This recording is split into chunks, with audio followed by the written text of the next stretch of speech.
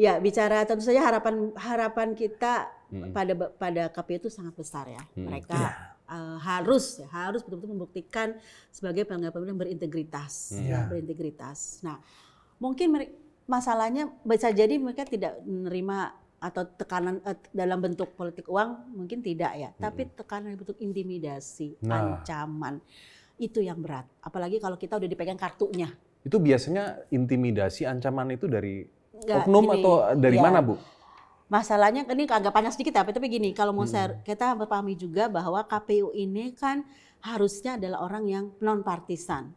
Itu memang syarat utama, dia tidak boleh terlibat dalam partai politik ya, minimal 5 tahun sebetulnya. Apalagi lebih baik tidak pernah sama sekali, itu lebih baik gitu ya. Tapi undang-undang masih membolehkan 5 tahun minimal jedanya gitu. Jadi kalau masih masuk partai 5 tahun lagi keluar baru boleh anggota KPU gitu. Nah, itu satu. Yang kedua, yang menjadi problem kita adalah yang memilih KPU itu sebetulnya partai politik di DPR. Nah, inilah dan jadi presiden dengan DPR punya kepentingan terhadap sosok KPU yang akan terpilih.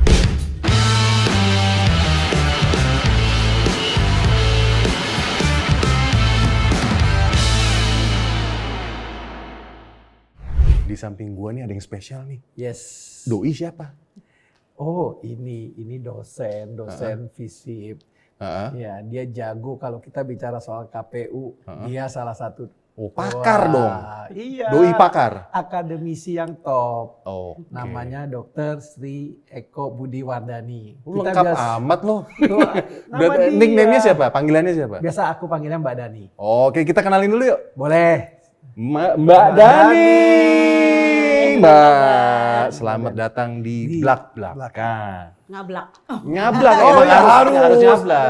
Harus nyablak. Ini biasanya Mbak Dani ya, pertanyaan pertama di Blak-Blakan itu langsung aja. Nyeruduk. Dan nggak ada tedeng aling-aling. Nah, Mbak, ini kan kita masuk di kampanye nih hari keberapa? 5 ya? Udah 10 mungkin ya. Hari ke-10? Iya, seingat saya sih 9 atau 10. Biasanya kan ada rawan di sana-sini. Nah, potensi ini kita ngomong potensi dong. Potensi kecurangan gitu-gitu. Kasih arahan ke kita lah. Mungkin sudah terjadi. Makanya kita dengar lah antara itu kata Erwin ya. Makanya kita mau dengar apakah sudah, apa masih potensi apa potensi atau sudah berjalan. Kalau memang ada lihat terjadi. Data Bawaslu harusnya udah kelihatan ya, ada apa tidak ya. Sekarang kita buka data Bawaslu-nya ada nggak nih? Kayaknya belum kelihatan ya. Hilalnya belum ketahuan nih. Hilalnya belum kelihatan ya. Kan kalau bicara kecurangan ya secara dalam pemilu kan memang kita punya Bawaslu, Badan Pengawas Pemilu yang kewenangannya adalah mengawasi setiap tahapan pemilu termasuk tadi mengawasi kecurangan-kecurangan gitu kan. Nah, sekarang kalau kita lihat sampai hari ini kan pelaporan atas kecurangan itu ya saya pikir belum ada ya. Tapi ya memang ini harus kita lihat dalam masa kampanye ini yang sudah berjalan tadi kurang lebih 10 hari. Nah, bagaimana nih kecurangan-kecurangan itu gitu kan yang terjadi. Kalau saya sih melihatnya kecurangan itu tuh sebetulnya enggak gini deh. Biasanya itu di mana sih kecurangan-kecurangan itu? Nah, itu loh. Kalau ya kita bicara tahapan pemilu ini kan panjang ya. Sebetulnya biar adik-adik tahu nih. 2 tahun sebelum hari pemungutan suara sudah dimulai sebenarnya dari pendaftaran peserta pemilu, partai, lalu pencalonan, anggota legislatif, pencalonan presiden ya sampai nanti hari pemungutan suara dan ujungnya adalah pengumuman hasil, penetapan hasil. Nah, Mas sebetulnya potensi kecurangan itu atau kerawanan lah ya, kerawanan itu terjadi di setiap tahapan itu ada potensinya ya. Misalnya nih pendaftaran partai politik peserta pemilu. Nah, ini kan sebetulnya sudah ada aturannya ya. Misalnya untuk syarat menjadi partai politik peserta pemilu itu harus ada di semua daerah. Nah, ini tricky kadang-kadang nih. Jadi kepengurusan itu harus ada di semua karena kita menganut 100% kepengurusan. Ya. Di setiap daerah itu. Harus nasional. Harus nasional gitu ya. Baik partai lama, artinya partai yang sudah pernah yang ada di DPR, punya kursi di DPR, maupun partai lama yang ikut pemilu tapi nggak lolos threshold, atau partai baru sekalipun, semuanya perlakuannya sama. Harus diuji lagi tuh, diverifikasi tuh. Nah, ini kan jadi 100% provinsi, 100% kabupaten kota di dalam provinsi tersebut, dan 100% kecamatan di dalam kabupaten kota yang bersangkutan. Bayangkan saja, berarti kan partai itu harus punya, kalau kemarin kan 34 provinsi ya, sekarang sudah 38 ya, dengan ada daerah otonomi baru, lalu ada sekian ratus kabupaten, sekitar 500-an lebih kabupaten, dan sekian ratus kecamatan, provinsi dan kecamatan. Nah, di mana potensi kecurangan itu, gitu ya? Karena di sini kan partai mengajukan syarat melalui ada namanya aplikasi seperti itu. Nah, bisa jadi mungkin di sini untuk membuktikan bahwa harus ada keanggotaan 1/1000 gitu ya dari penduduk. Nah, gimana ngecek itu?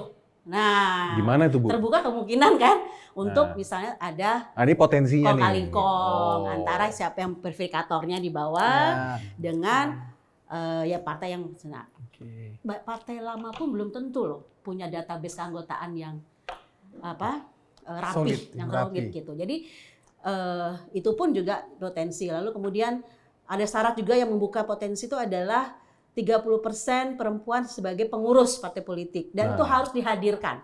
Nah, itu ada yang bolong-bolong. Ada yang bolong-bolong juga. Terindikasi itu ya? Iya, jadi waktu itu kan undang-undang mengatakan secara fisik dihadirkan ke pengurus. Jadi nanti verifikator itu dari KPU turun ke daerah, lalu mana nih misalnya dari 30 orang pengurus 30%-nya berapa? Katakanlah seperti itu ya. 3 datang, harus hadir tuh. Datang. Nah, tapi ada juga misalnya lagi umroh gitu ya, atau lagi nggak bisa, apakah boleh dengan Zoom? Apakah boleh dengan video call? Nah, padahal enggak tuh ya. Undang-undangnya mengatakan harus hadir. Tapi kalau dia nggak ini kan, ada peluang untuk kemudian tidak hadir, tapi bisa dengan foto atau dengan sarana video call. Itu nggak diatur secara rinci di undang-undang. Itu pendaftaran tuh, Bu ya? Iya, itu pendaftaran banyak banget itu. Kemudian kantor tetap, dia harus punya kantor tetap, ya. Kemudian ya terusnya rekening, ya. Rekening harus ada terdaftar ke rekening. Jadi syaratnya itu yang kemudian bisa diverifikasi. Dan nah ini yang lalu kemarin kan, ini bukan hal yang baru ya, kemarin di masa verifikasi pendaftaran partai itu ditemukan juga kecurangan-kecurangan, di mana ada teman-teman dari aktivis pemilu itu menggugat ya KPU ke DKPP atas adanya manipulasi data. Jadi seharusnya ada partai politik yang tidak lolos tapi diloloskan. Misalnya yang harusnya dia tidak memenuhi syarat karena tidak lengkap tapi ada temuan-temuan, ada arahan begitu untuk udah dilolosin aja di daerah ini. Ini kan harus lolos di semua daerah pemilihan. Tidak boleh sampel aja, yang di sini ada, di situ nggak ada, nggak bisa. Karena kita partai kita bersifat nasional. Akhirnya gimana itu, Bu? Ya nggak terbukti ya. Loh, bayangkan Mas, last minute ada partai baru yang tiba-tiba udah diumumkan, tiba-tiba ada partai baru kan masuk. Ingat nggak waktu itu? Partai Umat ya, yang awalnya nggak lolos, lalu yang terakhir lolos. Bu, kalau itu aja ngeri, apalagi ini kampanye, Bu. Nah, itu baru itu. Bawaslu masih kosong, saya ngeri, jangan-jangan. Dan kampanye ini kan tricky, Mas. 75 hari saja yang diakui di dalam tahapan. Tapi emang kampanye dari kapan mulainya? Kan udah dari zaman dia ditetapkan. Dari jauh-jauh hari. Jadi iklan di TV itu nggak ada yang ngatur tuh. Padahal uangnya udah masuk ke stasiun TV kan. Itu dilaporkan kemana? Iklan belum boleh kan? Belum boleh, tapi kan iklannya sudah ada kan? Iklan waktu itu ada partai. Iya, tuh. Padahal saya suka iklan susu itu tuh. Tapi ya, itu ternyata nggak boleh ya? Itu triknya di situ. Karena belum masa kampanye tidak bisa disemprit. Tapi kan dia sudah melanggar. Bukan melanggar, artinya gini, dia sudah menyampaikan nomor urut. Nah, terus yang abdesi itu? Yang mengumpulkan kepala desa. Itu indikasinya gimana? Indikasinya kan itu ada mobilisasi ya kalau kita lihat ya. Tapi kan itu arahannya adalah untuk mengumpulkan untuk memperkenalkan calon tertentu. Nah itu kan juga sebetulnya. Iya kan? Iya. Kalau nggak. Tapi belum masa kampanye, lah itu trikinya. Jadi gini loh, sebaiknya kenapa ya kalau gitu masa kampanye ya nggak usah dibatasin aja supaya bisa diawasi. Mending sejak dari pengumuman calon udah aja ya. Ya sejak di penetapan partai. Sebenarnya kan udah itu. Jadi kita sudah bisa tahu aliran dananya dari mana sih. Ya. Kan kita kan ada pengawasan untuk ada Bu, dana biasanya kampanye. Jawabannya begitu dari hamba Allah. Nah, kalau itu tergantung ini ya. Tapi masalah ini kita juga harus kritis ya. Ada sudah taruh pasang di kampanye di baliho segede itu. Mau partai, mau orang, kan udah baliho di jalan tol. Itu berapa sih pajaknya? Bayar kan dia harusnya. Itu kan, dan tiba-tiba di tempat-tempat tuh itu berapa? Siapa yang ngasih uang? Itu dicatat nggak? Itu siapa, Bu? Nah, ngerti kan? Harus ada aliran dana. Saya langsung pikir mobilisasi yang katanya hebat ya itu ya. Peraga itu. Ya itu ya. Tiba-tiba ada kan, tiba-tiba baru ini ada partai ada satu yang langsung tiba-tiba. Nah, kalah tuh yang buat candi yang sehari jadi candi. Nah, ini ya. Jadi Mas, potensi kecurangan itu tidak bisa kita lihat secara artinya ini melanggar gitu ya, tapi yang dibalik itu yang tipu-tipu tipis gitu ya. Yang kita berlindung di balik aturan main. Ini tipu-tipu kampung, men. Ya. Karena definisi kampanye di dalam undang-undang kita juga sengaja dibuat seperti itu ya. Jadi yang kampanye itu kalau ada ajakan menyelesaikan nomor urut itu. Tapi kalau dalam pertemuan itu nggak ada nomor urut, itu bukan kampanye katanya. Pantesan Bu, yang akhir-akhir ini yang lagi CFD bagi-bagi susu itu katanya kan nggak ada ajakan Bu. Kalau nggak ada ajakan ya. Kalau itu melarangan daerah Car Free Day itu kan daerah yang dilarang untuk berkampanye. Nah, dia bagi-bagi barang di situ. Nah, masalah bagi barang ini kan dia calon ya. Kalau yang bagi barang Mas mungkin orang nggak kan bukan calon ya. Tapi kalau yang bagi barang udah pasti calon, apa bukan kampanye? Orang ibu yang pakar, saya nanya ibu nanya saya. Ada logika umum aja ya. Logika umum aja kan. Ya pasti yang nerima kan pasti, iya gitu kan. Dia gitu kan. Iya Mas, makasih gitu kan gitu ya. Pasti kan ada niat terselubung untuk please gitu kan, remember me, nanti kalau ke dalam suara pilih saya. Nggak usah pakai kalimat pilih saya ya Bu, nggak usah begitu. Nah, masalahnya undang-undang kita tadi mengatakan harus ada ajakan. Definisinya. Entah sengaja entah bagaimana, memang kan dibuat oleh partai juga di DPR, ya kan? Dan memang mereka nggak pengen juga dibatas-batasi dalam hal ini. Jadi kecurangan itu memang kadang-kadang sudah ada didesain sejak regulasi. Itu susahnya Bu ya. Itu susahnya. Jadi sejak regulasi sudah ada potensi untuk itu. Ya memang. Kita bisa apa kalau ngelihat hanya lapor ke Bawaslu aja? Nah itu masalah gini, Bawaslu ini kan sudah kita berikan amanat ya dari undang-undang, bahwa mereka juga bahkan di konstitusi itu kan sudah diberikan penafsiran ya. Kalau di dalam pasal 22 itu kan di pemilu jangan ada sebuah komisi pemilihan umum yang mandiri dan tapi komisi pemilihan umumnya itu huruf kecil. Bukan KPU gitu kan. Jadi merujuk pada lembaga. Makanya ketika dia penafsiran waktu itu kenapa Bawaslu itu punya katakanlah legitimasi konstitusi, karena itu komisi pemilihan umum termasuk Bawaslu gitu. Jadi yang pengawasan juga dianggap sebagai penyelenggara pemilu. Nah, akhirnya kan artinya konstitusi sudah memberikan jalan untuk dia punya kewenangan yang besar. Dan mestinya dia yang lebih bisa menyemprit ya. Kalau kita masyarakat sipil kan kemudian kalau kita mau ini ya kita melaporkan. Memang ada aturannya, kita bisa mengadu gitu kan. Tapi harus ada bukti. Buktinya ini yang kita nggak kadang-kadang sulit. Nah itu kalau kita loncat sedikit Bu ya. Ini kalau kita bicara katanya ada intimidasi. Itu dia. Orangnya diintimidasi mana mungkin lapor. Iya, bagaimana? Sama kayak misalnya gini, saya analogikan saja sewa perahu di pilkada. Undang-undang jelas mengatakan Bawaslu berwenang mendiskualifikasi calon yang melakukan politik uang dalam pencalonan partai politik. Jadi nih misalnya nih Mas daftar terus Mas bayar sejumlah uang tertentu ke elit partai untuk mendapat rekomendasi. Kalau itu ketahuan itu bisa didiskualifikasi ketika dia jadi calon. Itu undang-undangnya. Realitanya mau lapor kan? Misalnya gini, saya udah bayar 1 miliar, tapi ternyata bukan saya yang direkomendasikan, orang lain. Kan harusnya saya dirugikan dong. Saya lapor dong harusnya ke Bawaslu atau ke polisi, tindak pidana pemilu. Realitanya ada yang pernah lapor nggak? Nggak, karena intimidasi. Sekali dia lapor, dia dikucilkan dari pergaulan politik. Dan dia nggak bisa punya masa depan politik, karena politik bisa sangat jahat ya. Ya misalnya, kita kan masih, artinya dia kalau dia memang jadi politisi, kan dia harus memperhatikan masa depannya dia di situ. Ya udahlah saya nggak apa nih pilkada, tapi nanti berikutnya dia udah hanya yang jadi adalah transaksi di bawah meja. Artinya oke, saya sekarang nggak ngomong apa-apa, tapi nanti saya dikasih apa. Ya, makanya susah dong bagi masyarakat kalau kita melihat ada kecurangan-kecurangan. Makanya kan makanya bro, kebanyakan kan masyarakat malah diem kan, dia bilang. Gimana mau melapor? Nah itu dia, hanya ada beberapa orang aja ya Bu. Dan ini Mas, pelaku pemberian uang ini kan juga atau intimidasi orang bukan orang yang tidak kita kenal. Iya. Misalnya seperti itu, apalagi katakanlah ada hubungan relasi suami istri, misalnya suaminya broker dari satu kandidat tertentu, misalnya yang kerjaannya nanti bagi-bagi broker kan memberikan uang gitu ya, atau memberikan mencari sekelompok supaya ditukar dengan sejumlah uang tertentu buat dia.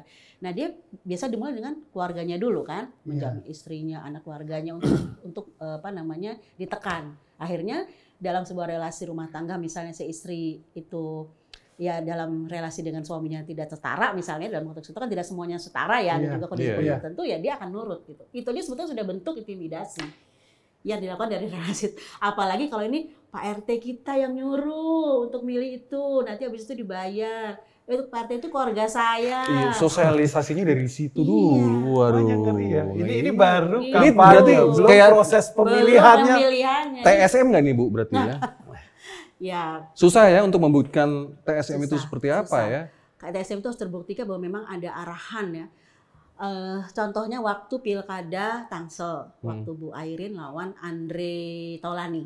Oke. Ya, itu kan akhirnya kan diselesaikannya di Mahkamah Konstitusi, diulang pemungutan suaranya karena terbukti adanya arahan dari birokrasi, dari Kepala Dinas untuk memilih pasangan calon Bu Airin ini. Oke. Dan itu akhirnya lapor ke MK, waktu itu MK-nya masih siapa saya lupa, Pak Mahfud atau Pak Afil ya ketuanya. Dan itu terbukti emang ada arahan itu dan pemilunya diulang, pemungutan suaranya diulang. Itu namanya sistematis ini. Tapi kan lu bisa bayangkan kalau gitu.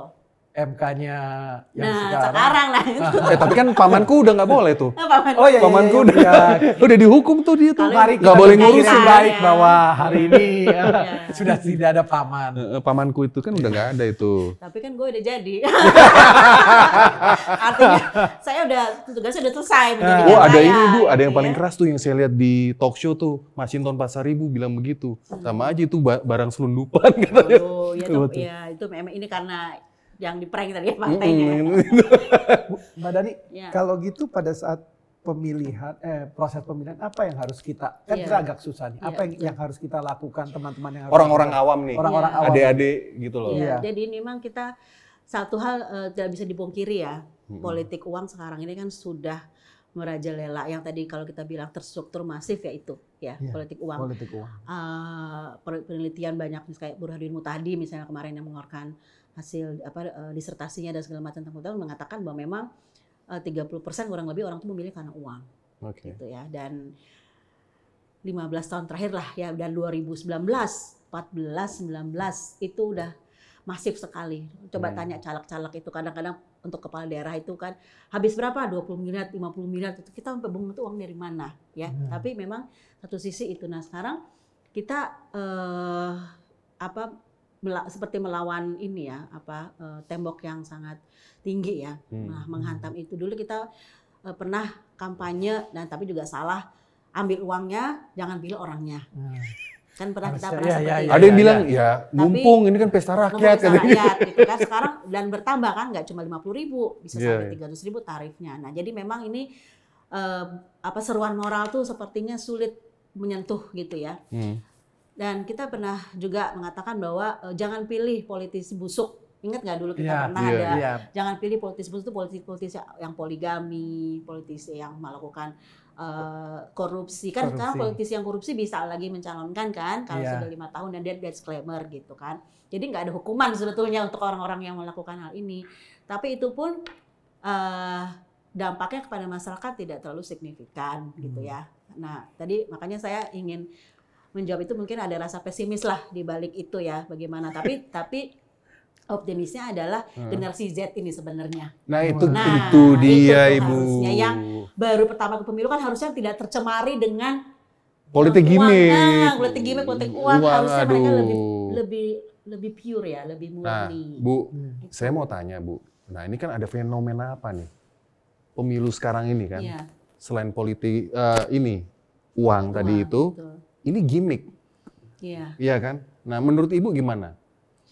Gen Z itu harus seperti apa sih? Nah, mungkin udah punya riset belum tentang Gen Z ini? Kayaknya penting juga nih kita melihat Indian politics ya sekarang ini karena memang bonus demokrasi kita juga ke sana dan nanti 52% kan generasi milenial. Milenial itu kelahiran 80 ya ke atas gitu ya, apalagi generasi yang kelahiran tahun 2000 ya. Mereka nggak ikut pengalaman berdarah-darahnya reformasi ya. Nah, itu dia. Itu saya kadang-kadang itu malah ada ketum partai, Bu. Ketum partai nggak ngerti apa itu Orde Baru. Orde Baru, oh, itu kan kebanyakan dia makan Supermie, Bro. Jadi kita selalu gimana tuh, Bu? Karena saya di kampus ya, dan kami terutama jurusan ilmu politik, kita menekankan bahwa kita punya masa Orde Baru yang panjang dengan otoritarianisme yang seperti ini. Dan reformasi itu peralihan ke reformasi itu tidak kita rebut dengan begitu saja, tapi dengan penuh perjuangan. Dan kamu hari ini bisa bebas gitu ya, bikin partai, bebas menyuarakan lewat media sosial, pendapat-pendapat itu nggak pernah terjadi di masa Orde Baru. Kamu bebas joget-joget di TikTok. Besok kamu udah ditangkap, hilang nyawa kamu. Orang yang diculik sampai sekarang belum ketemu, gitu kan? Waktu itu pada penculikan aktivitas dan sebagainya. Nah sekarang kamu bisa seperti itu. Apakah ini mau kita ubah lagi, gitu ya? Nah itu yang sebetulnya selalu kita sampaikan, gitu. Jadi memang ada kelepas gitu ikatan dengan memori ya, dengan masa itu gitu kan. Tapi di sisi lain juga saya nggak tahu ya sistem pendidikan kita. Kan ini kan mereka generasi Z kan mungkin sekarang umur 18 tahun udah mengalami masa baru keluar dari SMA. Nah, di masa pendidikan di pendidikan kita bagaimana pendidikan politik itu diajarkan gitu. Jangan-jangan nggak berani juga masuk ke isu politik karena dianggap sensitif membicarakan. Bisa, dulu aja kita membicarakan PKI kan sensitif. Benar. Membicarakan komunisme, betul. PKI sensitif.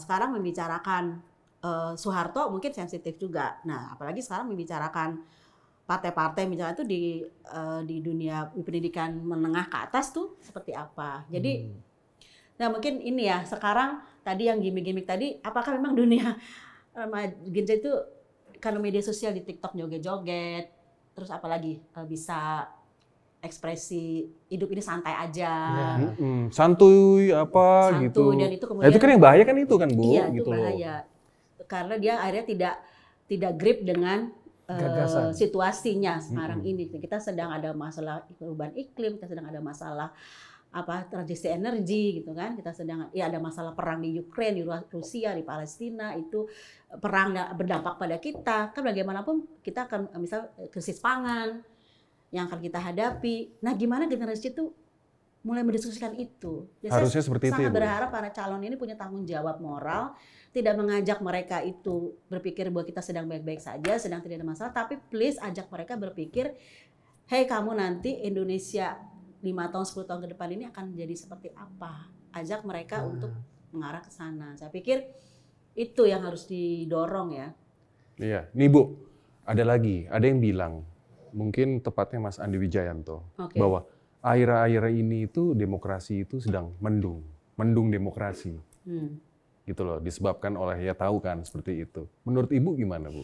Ya, demokrasi kita ini baik-baik aja atau enggak? Kalau melihat indeks, kalau kita acuan kriteria sejak 2009 sebetulnya di Indonesia itu sudah bukan lagi istilahnya kalau Freedom House itu dan itu punya dia bebas penuh ya.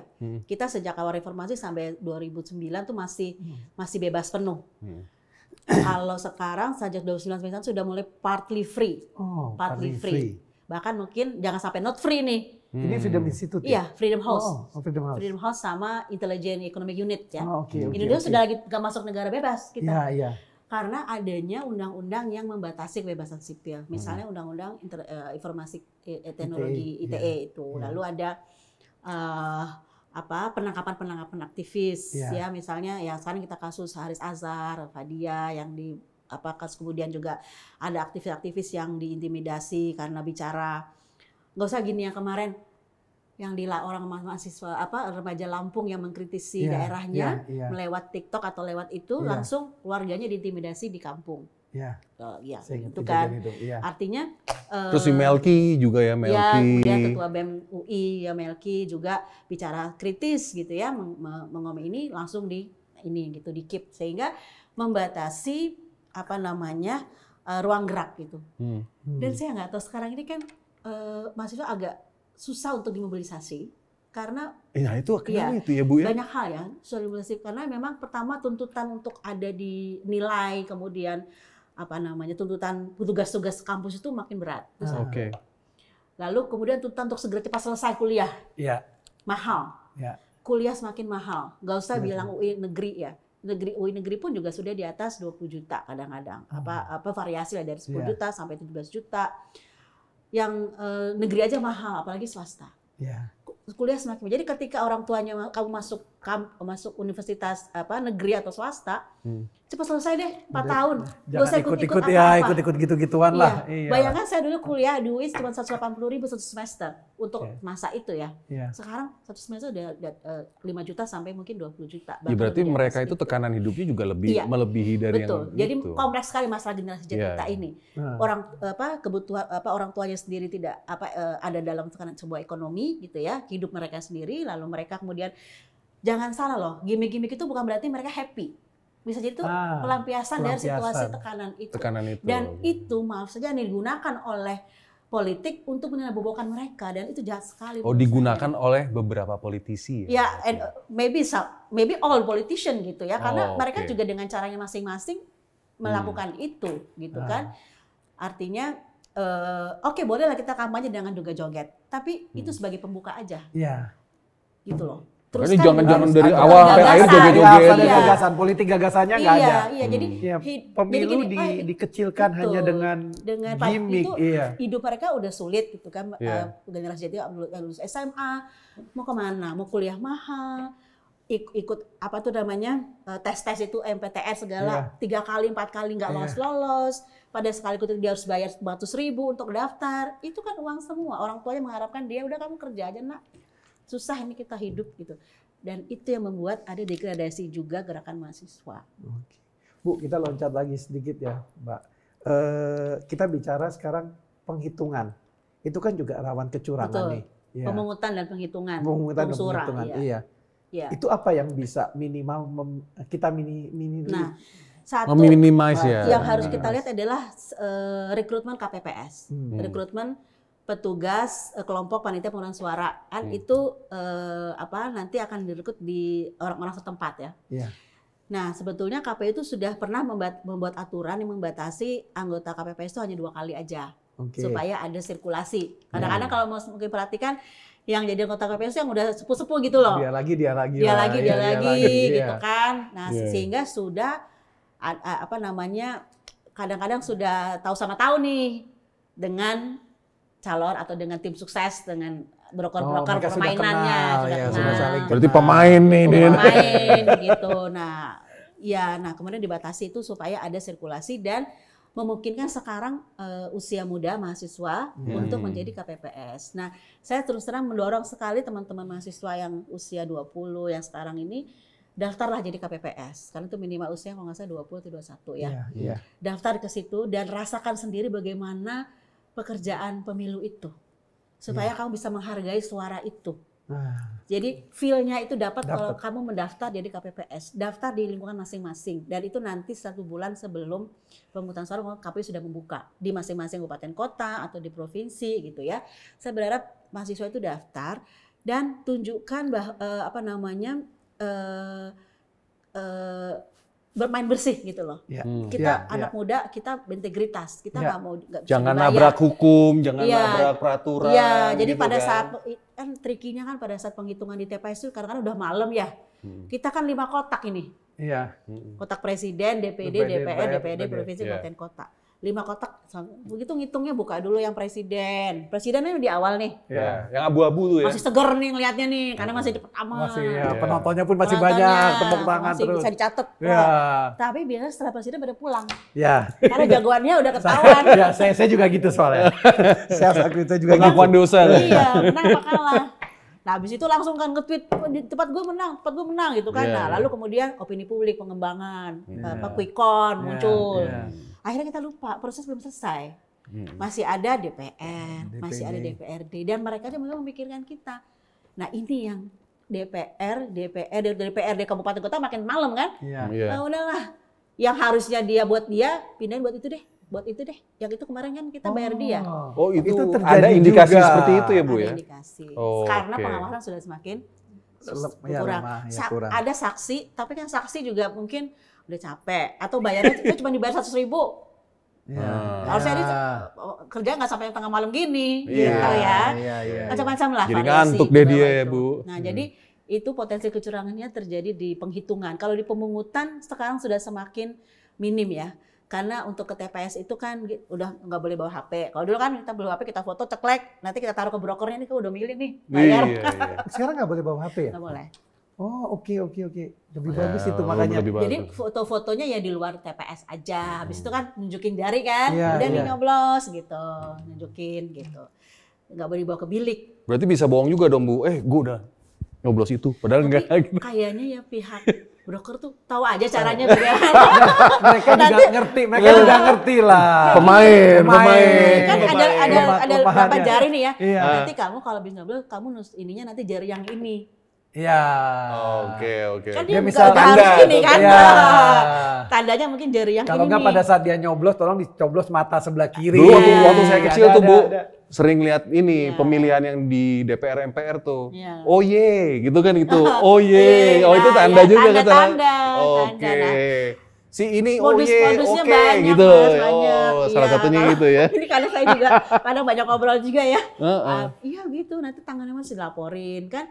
Misalnya satu broker itu, satu TPS kamu harus dapat 10 yang milih saya. 10 kali 50.000, satu SED begini 10 kalau itu dapat banyak. Saya waktu SMP tuh Bu, gitu. Saya akhirnya nanya ke ibu saya, itu maksudnya apa sih? Maksudnya ini misalnya nih, Erwin, oh ye, satu. Erwin, oh ye, itu berarti itu ya grupnya mereka. Bisa jadi ya, karena mungkin begitu. Tapi maksud saya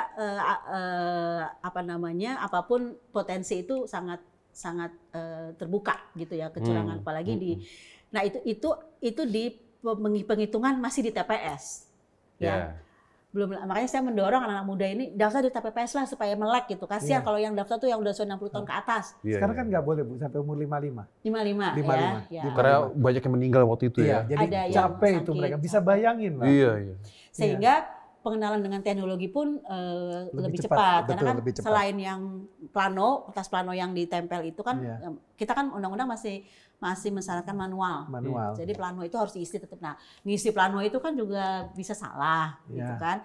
Plano tapi juga ada yang e-recap. E-recap itu dari kemarin KPU yang kemarin ya punya teknologi gitu untuk bagaimana dari HP nanti ada aplikasi tertentu dia mencatat masuk ke server, langsung servernya KPU RI. Nah, jadi nanti ada yang dari TPS misalnya ini masukin gitu ke dalam aplikasi itu HP. Nah, tentu saja itu terkait sama jaringan internet ya dan segala macam memang nanti akan menjadi kendala. Tapi kalau dari Kominfo kan bilang hampir 100% sudah ada internet semua di kita gitu ya. Dan itu jadi kesalahan. Di Papua juga udah begitu ya Bu ya? Iya semua. Tapi Papua kan ada noken. Oh iya. Nah itu juga potensial kecurangan. Mbak, terakhir aja nih Mbak. Ini cuma kan teman-teman juga banyak ini sih. Cuma ini kan penasaran aja. Iya. Seberapa netral si KPU Mbak? Karena kan suara-suara sentingan-sentingan yang ini kan wasitnya loh Mbak. Kalau pertandingan bola wasitnya udah sana. Mas, pertanyaan berat banget. Betul. Iya karena ini terakhir makanya Mbak. Kita cuma ya minimal ya apa sih gitu kan supaya kita semua bisa dengar lah. Karena kalau udah wasit main itu fatal kan. Iya kan. Nah, gimana? Kita berharap sih enggak loh Mbak gitu kan. Kita berharap juga KPU. Kemarin kan ada menganalogikan Maradona waktu itu ya wasitnya. Iya. Tapi kan dia bukan pamannya Maradona ya. Bukan gitu pamannya Maradona. Jadi ya bicara tentu saja harapan kita pada KPU itu sangat besar ya. Mereka harus betul-betul membuktikan sebagai penyelenggara pemilu yang berintegritas. Nah, mungkin masalahnya bisa jadi mereka tidak menerima atau tekanan dalam bentuk politik uang mungkin tidak ya, tapi tekanan bentuk intimidasi, ancaman itu yang berat. Apalagi kalau kita udah dipegang kartunya.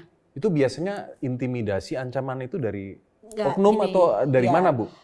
Masalahnya ini agak panjang sedikit tapi gini, kalau mau kita pahami juga bahwa KPU ini kan harusnya adalah orang yang non partisan. Itu memang syarat utama, dia tidak boleh terlibat dalam partai politik ya, minimal 5 tahun sebetulnya. Apalagi lebih baik tidak pernah sama sekali, itu lebih baik gitu ya. Tapi undang-undang masih membolehkan 5 tahun minimal jedanya gitu. Jadi kalau masih masuk partai 5 tahun lagi keluar baru boleh anggota KPU gitu. Nah, itu satu. Yang kedua, yang menjadi problem kita adalah yang memilih KPU itu sebetulnya partai politik di DPR. Nah, inilah dan jadi presiden dengan DPR punya kepentingan terhadap sosok KPU yang akan terpilih. Presiden memilih tim seleksi. Tim seleksi ini memang adalah orang-orang yang dianggap kepakaran ya. Dan itu sangat relatif karena undang-undang tidak menerjemahkan lebih lanjut. Misalnya dia punya pengalaman dalam kepemiluan atau apa gitu ya. Pokoknya ini orang-orang yang punya. Kadang-kadang tim sel juga ada terindikasi misalnya dia dekat dengan ini. Dan saya akan ngomong misalnya kemarin gitu. Tim selnya KPU adalah kantor kepala staf presiden. Oh gitu. Ini terindikasi atau memang sudah. Kan udah selesai. Benar. Pak itu Mas Juri ya. Iya. Itu kan dia. Itu kita protes waktu itu. Kita protes. Kok yang jadi tim sel KPU dari kantor staf presiden? Kan dia wakil eksekutif. Kan yang namanya kantor staf kan presiden man. Ya kan? Kalau di Amerika kan kita tahu tuh siapa itu kan orang-orang ini gitu. Tapi walaupun dia punya pengalaman di dalam kepemiluan, tapi apakah yang nggak ada orang lain? Harusnya kan banyak yang lain, misalnya profesor apa atau mantan hakim MK misalnya kan boleh-boleh juga gitu ya. Nah itu aja ada indikasi. Sekalipun dia bilang saya akan bekerja dengan netral, oke. Tapi kan yang namanya garis tanggung jawab kamu tuh, bos kamu siapa? Itu satu. Itu dari tim sel. Udah kan? Oke jalan dia. Di tim sel sendiri kan bukan nggak masuk angin ya. Ada misalnya karena di dalam ini ada kepentingan ormas-ormas juga. Taruhlah ormas yang besar Muhammadiyah, NU. Belum lagi yang dari Katolik, GMNI. Kemudian ada HMI, ada PMII, jaringan-jaringan itu kan. PMKRI, pemuda Katolik, ada pemuda Kristen, semua. Itu yang punya kepentingan semua terhadap pemilihan ini. Kenapa? Untuk rekrutmen di daerah-daerah. Adik saya gitu. Nah, jadi ini situasi yang sebetulnya langsung tidak langsung mempengaruhi netralitas, kemandirian. Udah nih, masuklah ke DPR. Masuk presiden menyampaikan hasil tim sel 2 kali lipat yang dibutuhkan. Di DPR sebetulnya di pengkaplingnya udah lihat nih, si ini.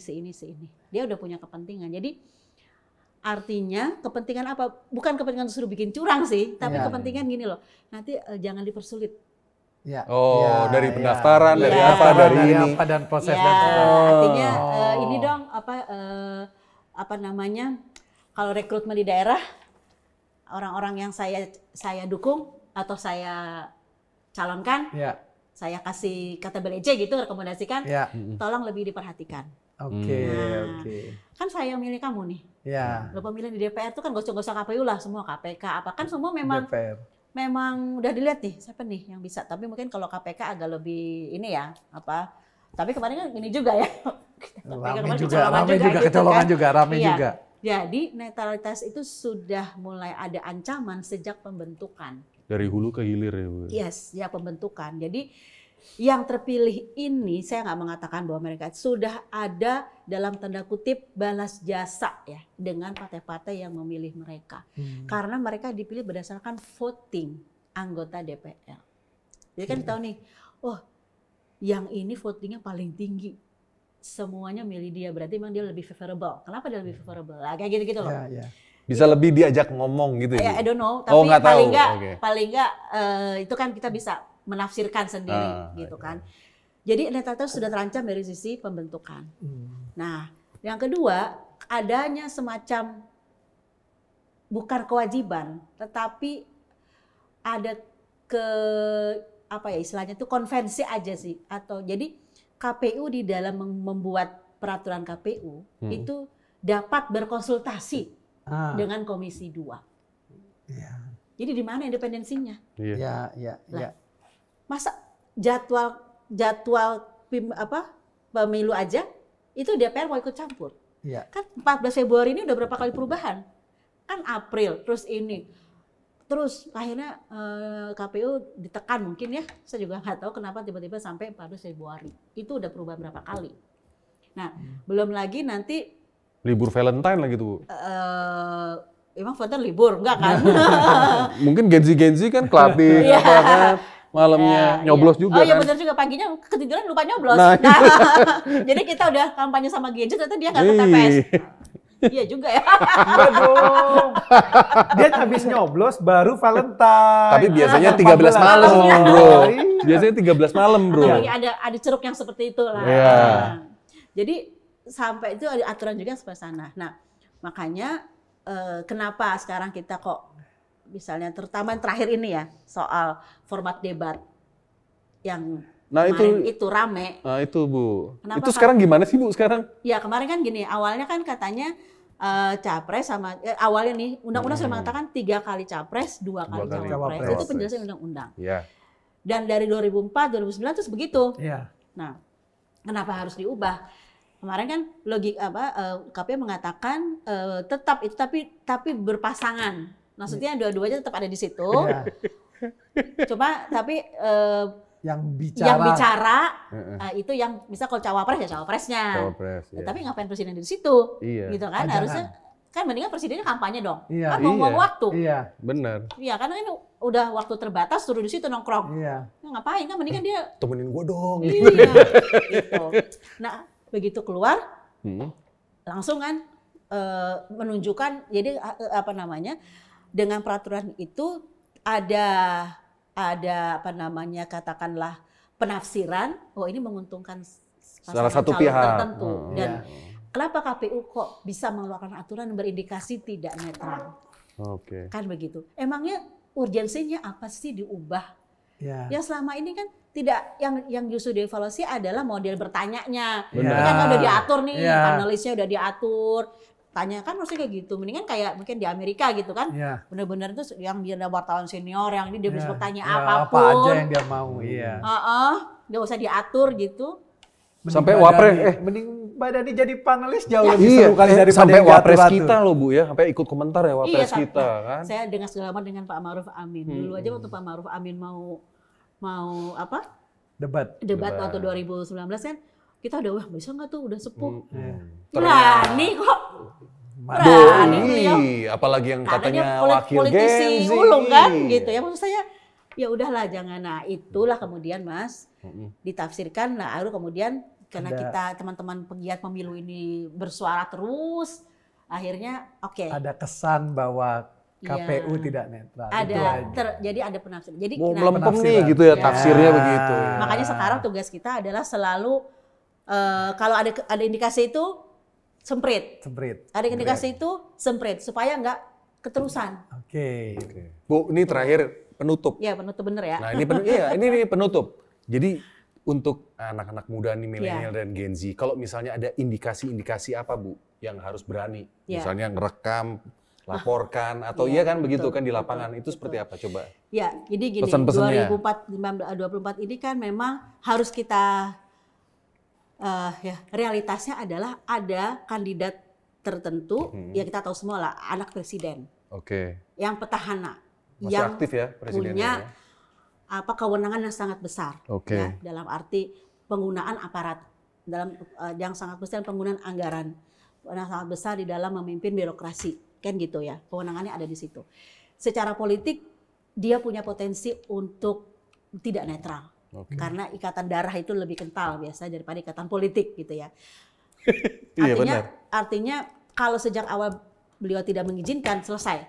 Tapi kan ini ternyata sudah jalan. Nah itu kita harus realistis. Artinya ini sudah terjadi.